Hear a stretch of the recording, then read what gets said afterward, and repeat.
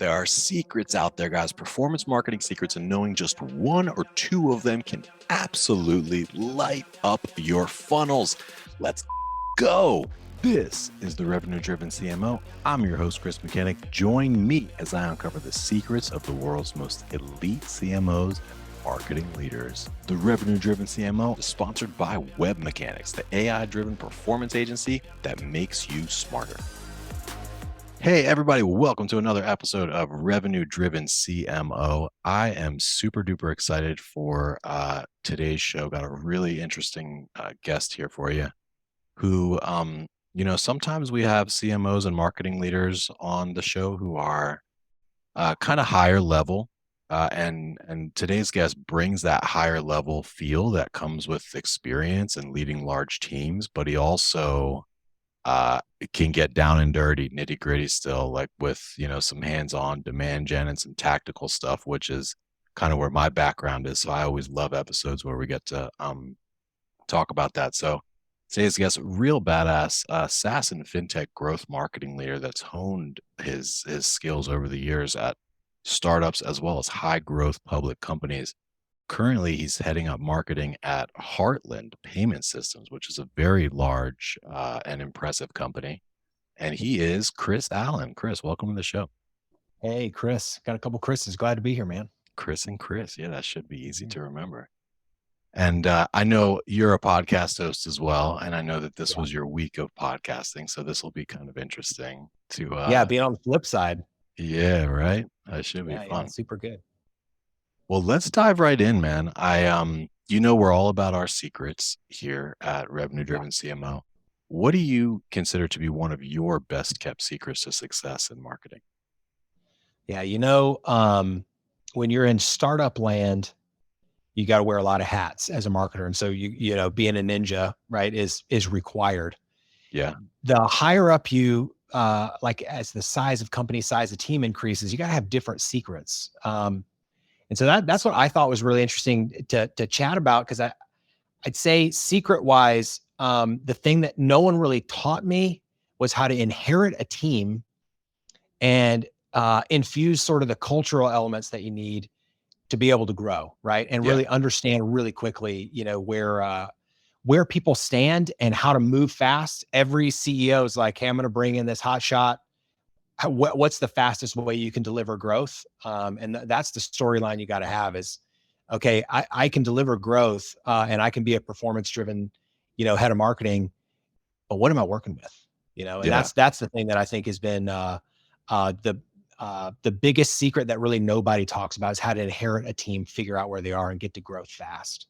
Yeah. And I mean, I think a lot of CMOs can relate, pretty much all of them. And especially because many CMOs, like the average tenure is not all that long. Yeah. So you've developed a framework, basically like a science almost, to come into a team to quickly assess, like, hey, who are these players that I have? What are their roles? What are their, their key skill sets? How do you get the most out of them, in the most kind of enjoyable way that vibes with the culture? Tell us about that framework a little bit. How does it work? Yeah, I like to say that CMO is the current marketing officer. It's the tenure is usually pretty short. Yeah. The ones that tend to stick around are the ones who can drive revenue.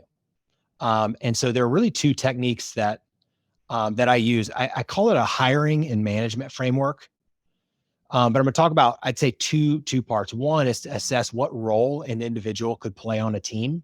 So you can understand leadership, but you could also understand, the specific sort of contribution that they would make to a team. And then at the same time, on the other side is, how do you assess people's skills really quick and get them to talk about that? Yeah. To get them to say some of the language that you need to understand. So happy to just, dive into both of those real quick if you want me to. Please. Yeah, absolutely. So on the role side, whenever I'm managing a team, right? If I'm coming in as a CMO, I've got either VPs or I've got other leaders under me, other managers at a minimum. And so what I try to do is I kind of work through the organization. I come in and I will do a listening tour and meet pretty much everybody I can on the team. At Heartland, we've got about a 60-person team. And I had to do that work. So it's like a part of my 90-day plan is to come in and say, okay, let's get to forecasting really quick, but let's understand who we have. And so really the first 2 weeks is a listening tour and to really understand the people. And the basis for that is like, you heard Peter Drucker, right? The culture eats strategy for breakfast. Yeah. And I take that pretty seriously. And so role wise, I try to understand which one of 4 an individual might primarily play. Okay. So what I say is, and I do this in interviews and when assessing a team. So the questions that I ask them, like, hey, there's 4 different roles that anybody plays on the team. And as a leader, I need all 4 of those roles represented. And what I'm going to try and do is figure out if that individual, which seat they would sit or which role they would play on the team. So you're either a producer, an entrepreneur, an integrator, or an administrator. Okay. And so I go through and I explain what a producer is, what each of them are. And I say, which one do you most identify with and why? And so producer, this is somebody who's willing to color outside the lines to get work done. They are milestone driven, achievement driven, and it may not always be perfect, but it tends to get done. Okay. Yep. Entrepreneurs, these are ideas people. These are the people that are great to collaborate with, but they tend to not get work done. And that's why they need a producer and an an administrator next to them to get work done and to keep it going. But they're the big ideas people. What's the next big thing? And so you need that entrepreneurial thought and that role on the team. The next one, the integrator. These are the people that are great at connecting systems or they're great at connecting people. I typically recognize an integrator when they have been in a meeting and they're like, why is, Sue not in here? She needs to be in here because she plays this role. And they recognize what's missing. Yeah. And that's why you need the integrator. And then the administrator, it's like, I think of a rail system with a train. You got the rail system, you got all the box cars, you've got the schedule and you've got the checklist, and the administrator knows how to create all of those things and checking boxes along the way to assure that work's done. But a lot of administrators, the work may or may not be done, but they have checked the box. So the quality of work isn't what I look for out of administrators. So I asked those people, which role do you sort of most identify with and why? And I typically want to have a producer, an integrator, an administrator around me because I tend to play the role of an entrepreneur on the team. Yep. Likewise for sure. Yeah. Okay. So that's really interesting. I love that classification. A couple questions come to mind, but I'm Sure. curious, like, so everybody on the team has to identify primarily with one of those things, right? Yeah, most people, when I ask that question, they say, I identify with all of them, but this one more. Yeah. Right. But yeah. And there's not necessarily any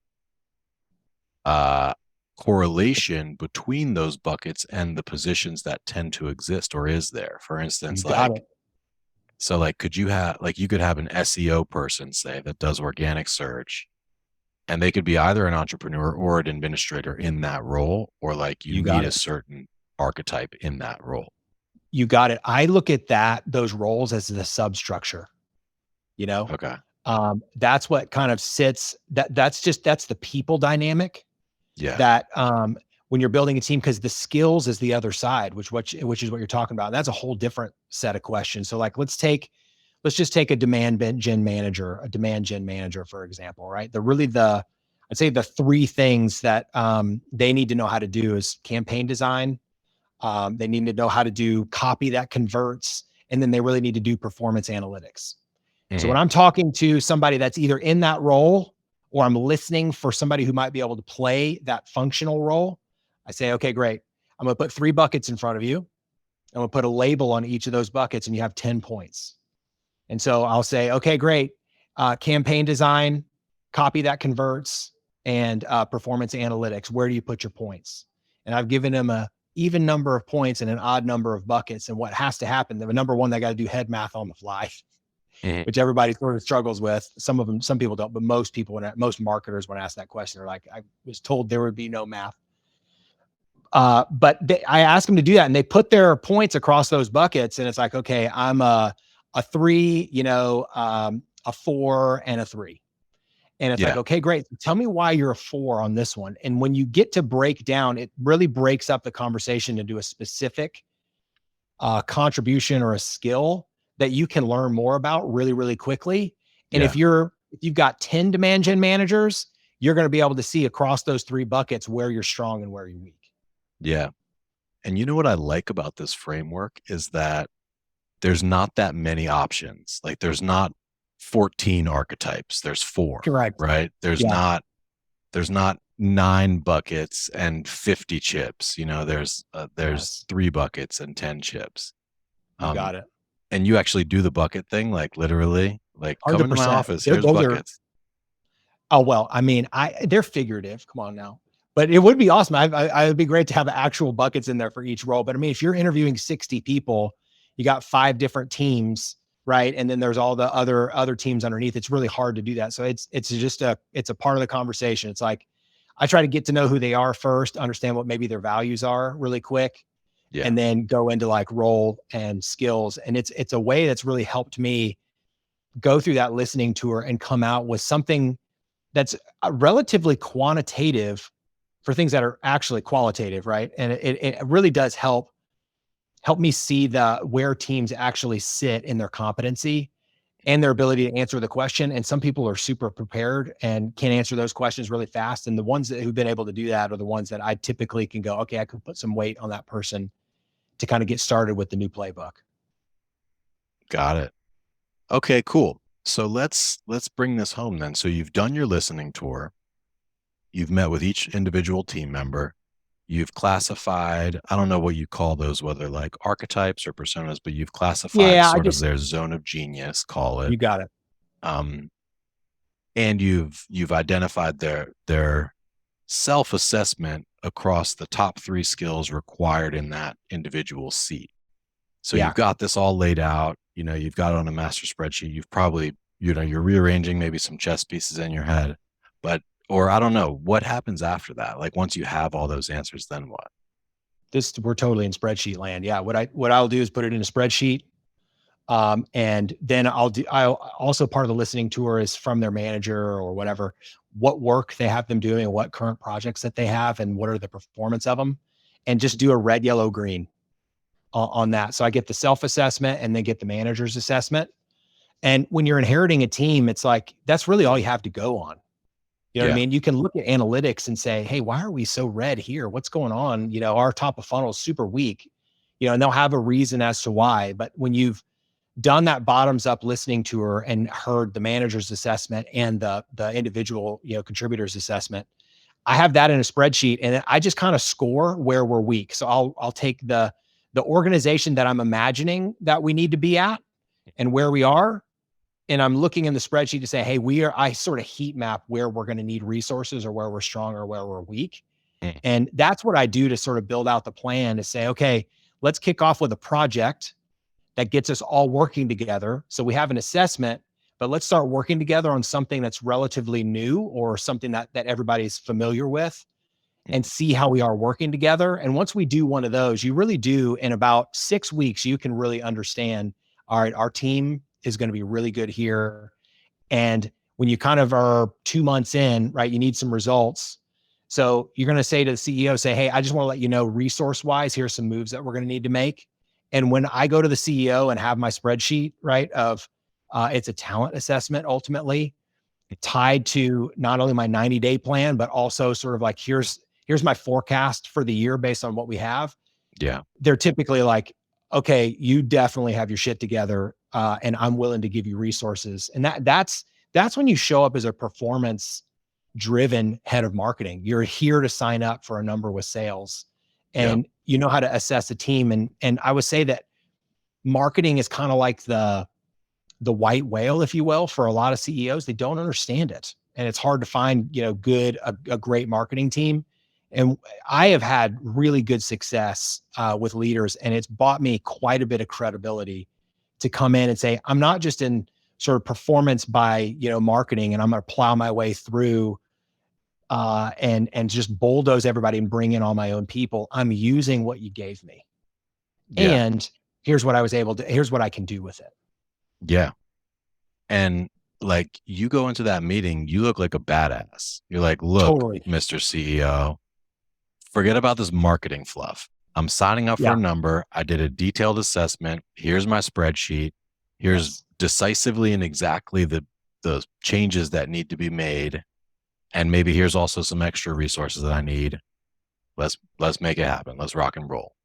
And And of just course, give that CEO levers. Here, you can pull this lever with this resource and we can do X. You can pull this lever and we need these resources to do Y, or we can kind of keep it the same and I can make what we're doing a little bit better. Yeah. And that kind of communication style, I think, regardless of who your CEO is, whether they're more of a numbers person or like a big ideas person, like they're going to enjoy that presentation because it's got a little something for everybody. You bet. The level of comfort that you get fast.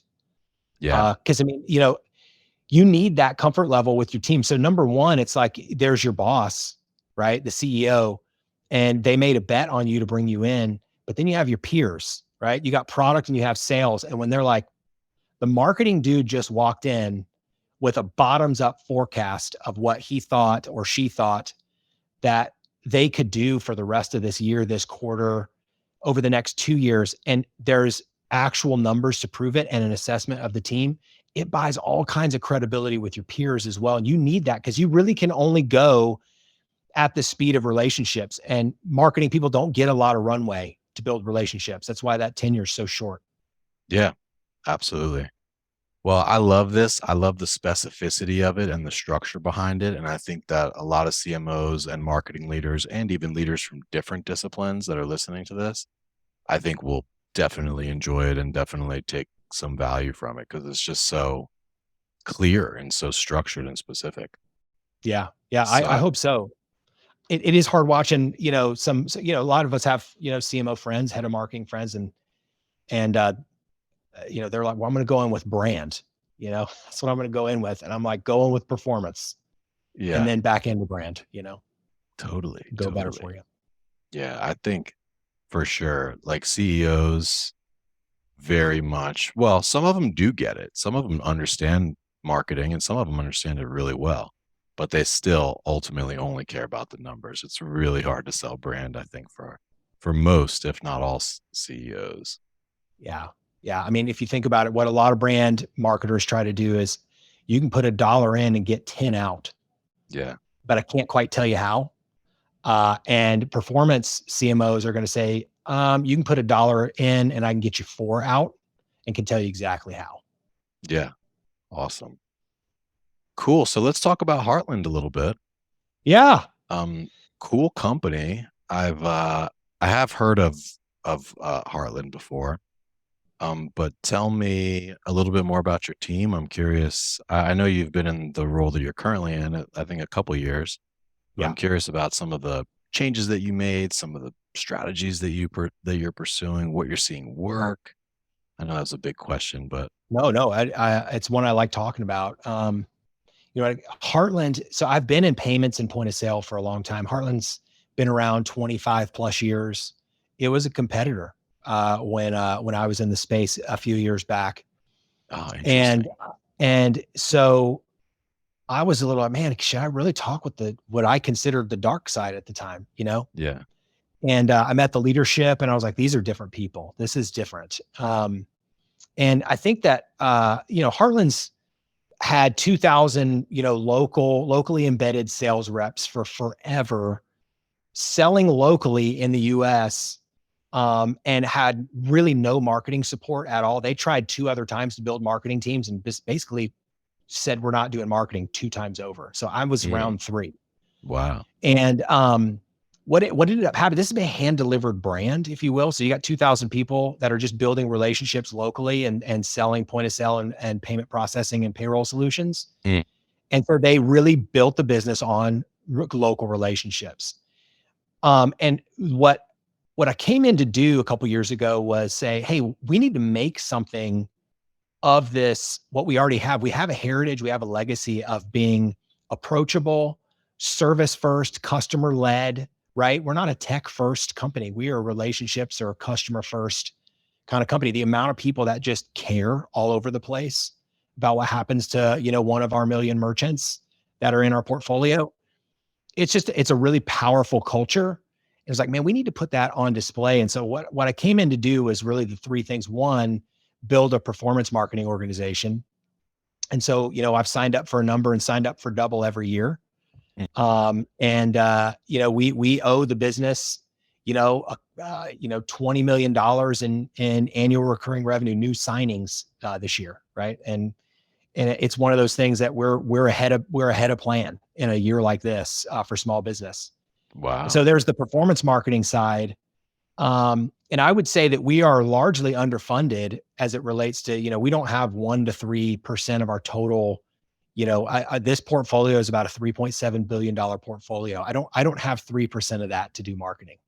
Yeah. Right. So, that's what we came in to do, is say, hey, I need to drive revenue through marketing, but I also need to provide what I call the Air Force. The sales team really does need kind of an Air Force and a Navy, that can give them some support.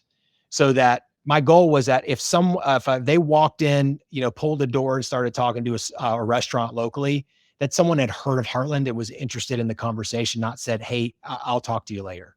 Yeah. So that was one of the goals. We're making a lot of headway there. And one of our key programs, was this entrepreneur studio thing. And that's really the thing that I'm probably the most excited about, because it's the mix of sort of performance and brand. And it's probably the thing that's singing the most, right now in our group. Cool. I love some of your like phraseology and just you're like, we owe the business 20 million. I Oh love yeah. that. And I I'm like, love if you're going to the give me Army and money. the Navy. Like I've heard air cover, but I've never heard Army and Navy. You just got some Yeah. cool phraseology. Yeah. Um, I was mentored by the guy he called himself the man of 1,000 frameworks. oh, And I don't know really? what I picked up, but it's all this military jargon. So he and I would throw, well, we're going to be in the foxhole together. We need to give sales the Army and the Navy. That's cool. I love Yeah. that. So, yeah. Cool. So the Entrepreneur Studios cooking, is that like a podcast or more of like a community type of a thing, or kind of both? Or what is it Yeah. exactly? So this was, how do we show the world, or at least, the 23 million small businesses in the US, how do we show them that we're a part of your community, that you didn't even know about? And so we've got kind of two sides. It's really our content marketing effort, but it's reputation building on one side through the podcast. Mhm. And on the other side, it's lead generation through trainings and courses, how to start a business, how to pivot, how to grow, how to use technology, right? So that's the two sides of the coin. Is it's one studio, podcast, webcast on one side, and the trainings and coursework on the other. And so there's of course, on the trainings and coursework, we trade contact information for content, and that's where we build our top of funnel. And then on the other side, it's the reputation building with the podcast. Interesting. Who do you sell to mostly? I know it's companies, obviously, but are there any? Oh, I see the industry area on your site. Yeah, we do. I'd say, if to summarize, is probably on the point of sale and payment side, very much restaurant and retail. Yeah. We've got the In-N-Out burgers of the world, but I'd say the most of our portfolio really is down market with the mom and pops, 1 to 3 locations. We do a lot in there because, like I said, we've got over 1 million rooftops in our portfolio. That's awesome. That's Yeah. awesome. I like how you call them rooftops too. You're just full of cool phraseology. Um, yes. So that is, I think, a great strategy, a great technique, like the community kind of podcast plus premium content, build a Yep. huge list and monetize it over time. You got it. You got That's it. totally brilliant. I also had another idea for you. Yeah. Like Let's hear it. if you have 2,000 salespeople on the street, say, right? Okay. Or anybody with a distributed group of like outside sales professionals, if you can get them essentially to set up little Google My Business things for Oh yeah. themselves, like it would be a lot of work. Well, actually, it would be a small amount of work for many, many different people distributed over time. But you could theoretically dominate, like if Local there's search. local search, Yeah. you I could mean, theoretically it's an clean up idea with we that. kicked around. It's a badass idea, right? Because I mean, that's the thing that's probably, I'd say, an SEO, that's probably the most approachable thing now, is local search, Yeah. right? Everything else has gotten really, really hard, but the local search is like, man, that's the thing that you can optimize for, and you can manage all your citations, all your, all of that kind of stuff. And there's tools to do that now. But the Google My Business stuff, and we're a Google partner. And it's like, they use our products, and we use theirs. We're a Google shop. And that's one of the things that we've really kicked around. I don't know what the roadblocks would be, but I mean, I do agree with you. Doing that, having that footprint with the Google My Business is a pretty ridiculous way of owning local search as a national company. That could be huge. It would be a lot of work. It would take a lot of planning. Well, if we do it, I will credit you with the idea. Nice. That's awesome. Yeah. Cool, man. Well, congratulations on Entrepreneur Studio and on the other Thank you. successes. Are there any other, as we're on the success side of the equation, any other like key channels or initiatives or campaigns that helped you get ahead of your goal? I think the thing that got us really supercharged, we had some big names. Like we've had Tim Tebow on the podcast, Chris Voss, Laird Hamilton, right? Christina Tosi. We've had a lot of really big names say yes, and promote the podcast. And that is the Air Force and the Navy, that it's like, finally sales is like, people watched that. I've gotten sort of the proof, right, that salespeople are like, they had seen the podcast, they watched the Rachel Minkoff episode, or they saw this. So that, I think that was the thing that was really exciting, is getting reach through other really popular entrepreneurs networks and their voices. That's the thing that I'm just like, man, it's not every day you get to do stuff like that. That is awesome. That's really smart. Other people's audiences. Yeah. I was just thinking, like, I'm a foodie myself. I love just like watching Food Network at night and just like seeing, cooking shows and stuff. But there's a lot of influencers in that space that would probably draw a big crowd, like Robert Irvine, for instance. Oh yeah. Yeah. Yeah. That's the thing is Food Network. Oh man, we had Aaron Sanchez. We had Aaron Sanchez on the show. I mean, oh man, there's some real influencers there. I've been thinking about other ones as well. Like there are other sort of up and coming, I'm going to say, celebrities, right? On, HGTV, on the Food Network, right? The Discovery Network, a couple of those. And I think the thing that we learned is anybody that's Screen Actors Guild is like a 3 to 4x premium. And so everybody just south of that is where we're playing for anybody that we need to pay to come, right? Or anybody that would require some sort of honorarium. Yeah. Well, that's awesome, man. It sounds like you guys are kicking ass and taking names over there. We're trying. I'm going to ask you something. I want you to be open and candid with me. You got it. For the sake of listeners, but what are your top challenges? What's keeping you up at night? I'm going to say, I'm in a public company, right? Macroeconomic conditions are probably the hardest ones to predict. So, we thrive on, things like, we do have a lot of SaaS revenue, but we've also got, we've got, credit card processing volume. And when those things shift and are hard to predict, that's where it gets really tough for a public company, because we got to promise the street, or at least guidance, right? We got to guide them along the way. And I think that's been the hardest one, is how to manage expectations in an unpredictable environment.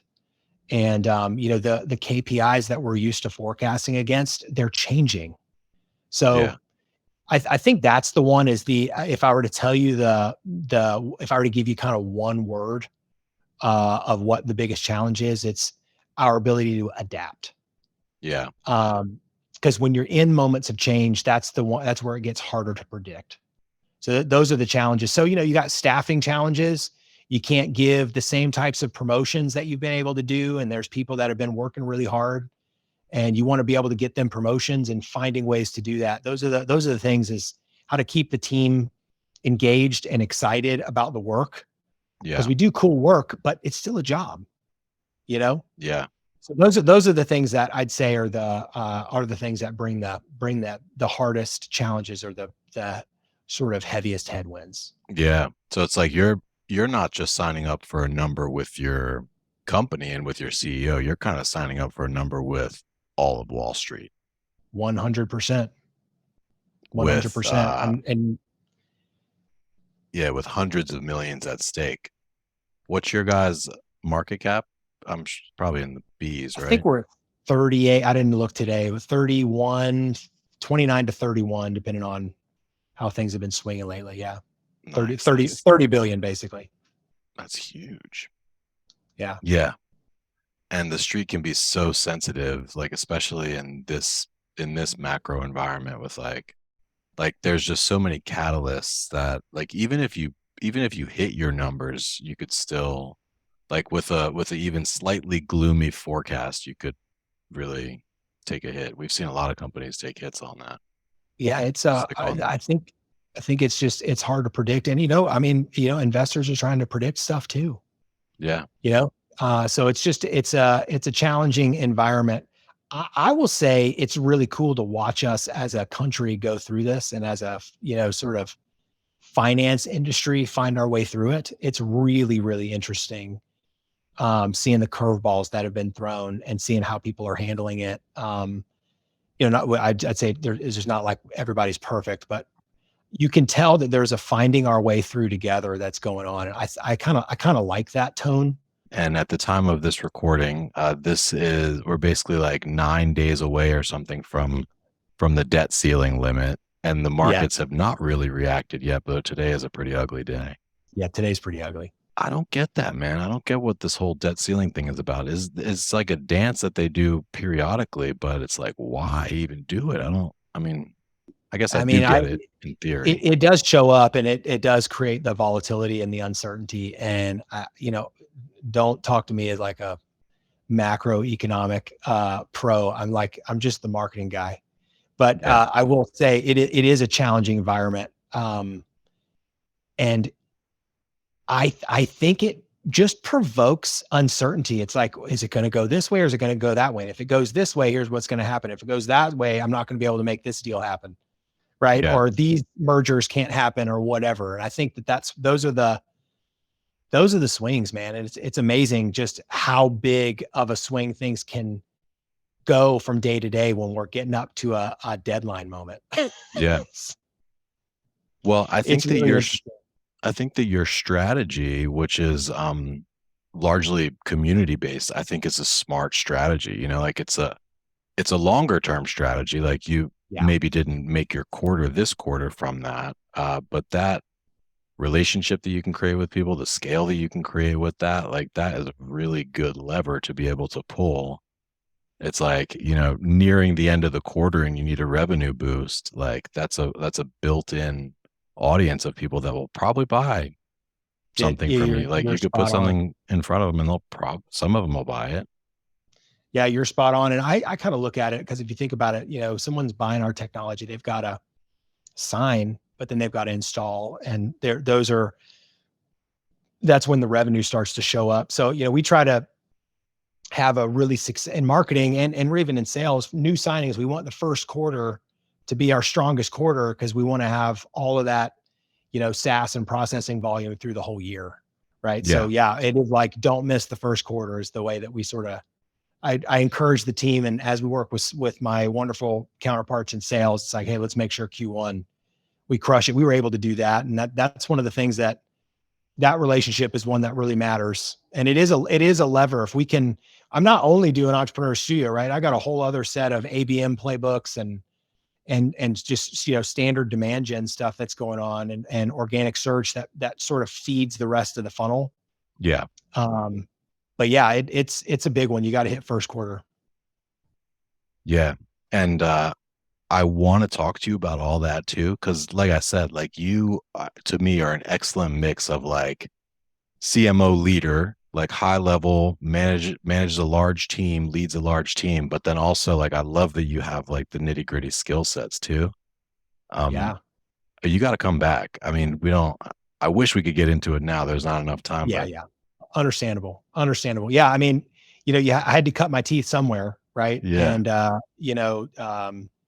being a demand gen guy, right, revenue marketer, that's where I cut my teeth, being an inbound dude. So yeah, Nice. paid and Nice. organic search is kind of like my sweet spot. Yeah. Cool. Well, I am curious, just one last question on Heartland, and then we'll move to wrap here. But what are some things that you guys are looking at, some kind of future things or some future initiatives or areas that you'll be investing in? You know, I do think that there are, um, I do think that there's some really cool things we're trying to do. I'd say in marketing, we want to do more with this entrepreneur studio thing and become a part of other entrepreneur communities. Mhm. The cross pollination, collaboration stuff is what I'd say as it relates to kind of grassroots guerrilla type marketing, is sort of community collaborations. Yeah. Um, so that's one of the things in marketing. I mean, we're always looking at meaningful technology. I mean, this Heartland thinks about small business all the time Yeah. and trying to keep our ear to the ground about what small business owners really, really need. It's like, okay, well, there's features that we need to go build. And I'd say that how everybody during COVID figured out how to turn on a dime and offer curbside, offer delivery options and things like that in a restaurant. It was awesome. Now we were set up for success on that, but how do we push and the envelope on those types of things? Those are the things that I'd say we're really thinking about, is what could we do to drive small business sort of success? Because I think our core belief at Heartland is, small business is really the lifeblood of our economy, and if it stays strong, the economy is going to stay strong, and Yeah. that's why we invest there. Yeah. And ultimately, the way to help small business is, I think, to put more money in their pocket. Like anything in the vein of like how to grow better, how to grow faster, how to increase revenue per diner or revenue per shopper or whatever those things are, I think will be pretty much a evergreen seller. Everybody wants to earn more. That's exactly how we design that part of the entrepreneur studio, is all of those financial outcomes. How do I increase table turns? So how do I get turntables faster? How do I reduce wait times? How do I increase average ticket? Right? All of those kinds of things. It's like giving secrets and content for them to be able to do that, and then have your technology support it too. I think that's a pretty cool, it's a part of our strategy for sure. Oh my goodness. Have you seen this? I'll just tell you this one quick thing and then we'll wrap up. But have you seen the red napkin versus white napkin? It's one of the restaurateurs that I forget his name, but he's on Food Network regularly. But it's about first Is this time a return diners. visitor thing? Yes.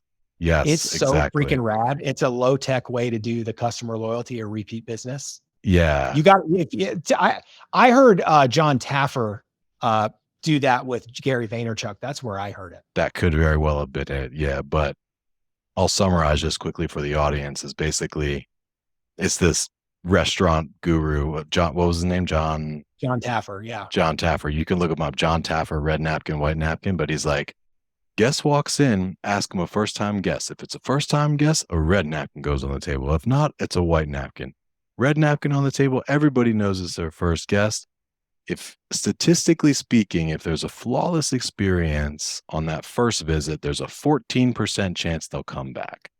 If they come back and they get another flawless experience, there's a 22% chance they come back. If they come back a third time with the flawless experience, 73% chance they'll be back. That's a customer for life. You got them right there. Repeat business on lo-fi. It's And he's awesome. like, "Oh, it's first time visitor. You like my chicken? You got to try my ribs. Here's a coupon for the free ribs next time." Oh man, it's Yeah, and then it's brilliant. dessert the next time.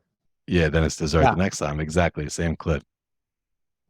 Yeah, So anyway, that is one of the most creative ways that every restaurant could do. Every table service restaurant or even bar could do something like that.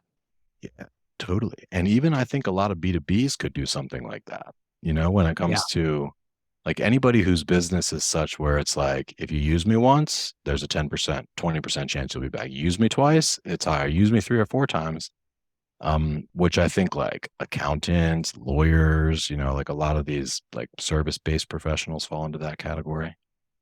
100%, man. It's that is king, is repeat business. And in restaurants, that third visit, that's the threshold. That's designing for success as well, as having, how do I optimize for each visit? I mean, and how far do I need to go to be able to do that? I mean, it's that is designing for success. Every business needs to have some core program that they're running to be able to drive those outcomes. 100%, man.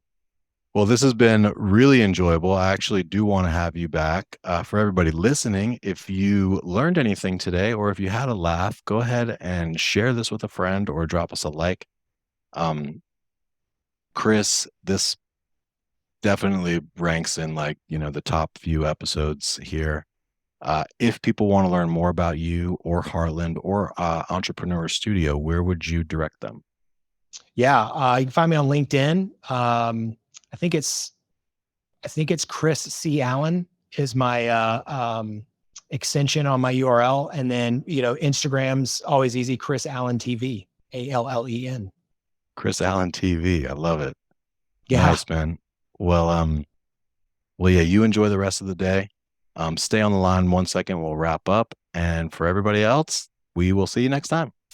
And that's a wrap. Thanks for joining us here today. For show notes and other episodes, visit us at revenuedrivencmo.com. That's revenuedrivencmo.com. And hey, exclusive for listeners of this podcast, Web Mechanics will do 10 to 20 hours of work for you for free. Literally no sales calls, no BS. Just give them a problem and they will put a team to work for you for free for 10 to 20 hours. Even if you're already a client, if you're struggling with demand gen, lead gen, SEO, SEM, Google ads, LinkedIn ads, conversion optimization, if you can't get Facebook or Meta ads to work for the life of you, or you can't figure out attribution, Web Mechanics will take a good hard look at whatever problem you give them, whatever programs you put in front of them, and they will give you an objective, informed opinion, plus some advice from 10 to 20 hours of senior level attention. And that's just because you're a listener of this podcast. So I would suggest take them up on this offer. It's ridiculous. Go to revenuedrivencmo.com/free, fill out the 2-minute form, and you will not regret it. Literally zero downside, unlimited potential for growth. So do yourself a favor, revenuedrivencmo.com/free, no hyphens, no punctuations. You will be happy about that decision.